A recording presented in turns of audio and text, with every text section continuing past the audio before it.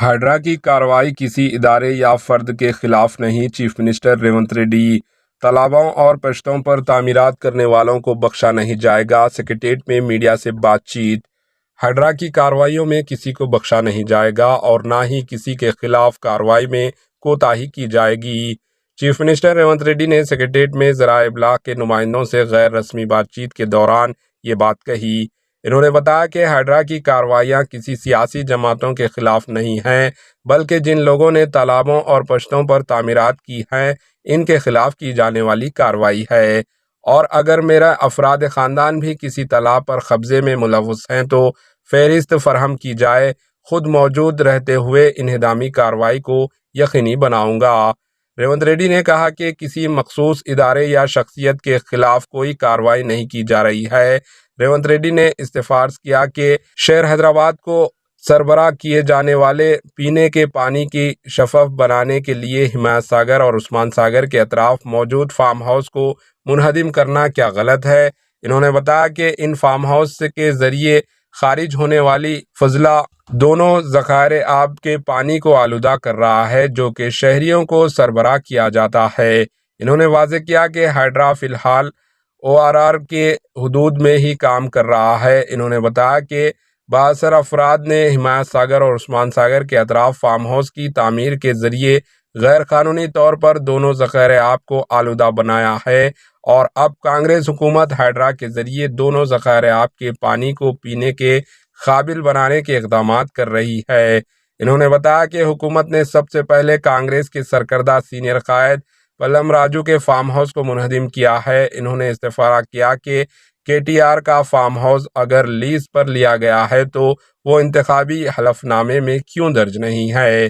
Chief minister Revanth Reddy نے کہا کہ تعلیمی اداروں کی عمارتوں کی انہدامی کے سلسلے میں ہائیڈرا کارروائی سے قبل طلباء کو دیگر عمارتوں میں منتقل کرنے کے لیے وقت فراہم کر رہا ہے تاکہ اسٹوڈنٹ کا تعلیمی سال برباد نہ ہو۔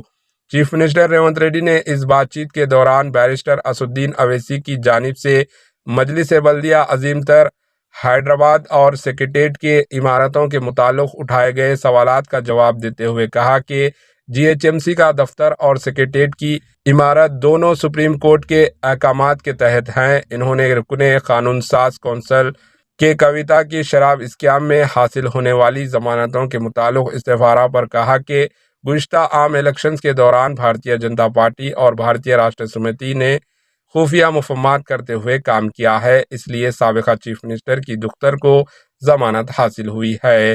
ریونت ریڈی نے کہا کہ سابقہ حکومت نے GO 111 کو منسوخ کرنے کے اقدامات کیے تھے، لیکن GO 111 اب بھی برقرار ہے۔ فاطمہ اویسی کالج کے متعلق کیے گئے سوال کے جواب میں چیف منسٹر ریونت ریڈی نے کہا کہ اسٹوڈنٹ کے تعلیمی سال کو نظر میں رکھتے ہوئے وقت فراہم کیا گیا ہے، لیکن تالاب میں موجود عمارت کو منہدم کرنے کے معاملے میں کوئی مفاہمت نہیں ہوگی۔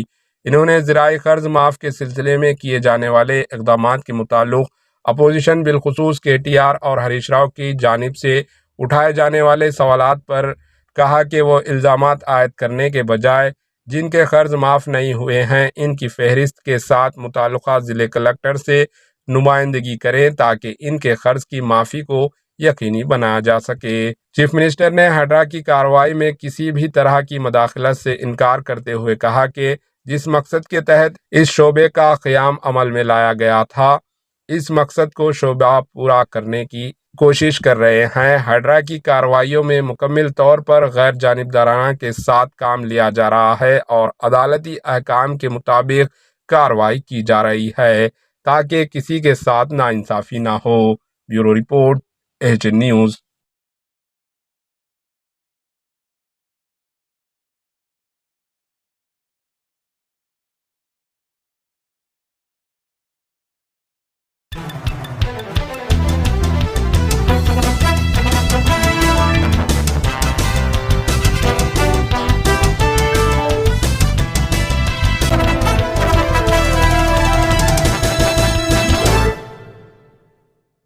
ہمارے AHN نیوز کو سبسکرائب کریے تاکہ آپ کو نوٹیفیکیشنز آتے رہے وقت پر۔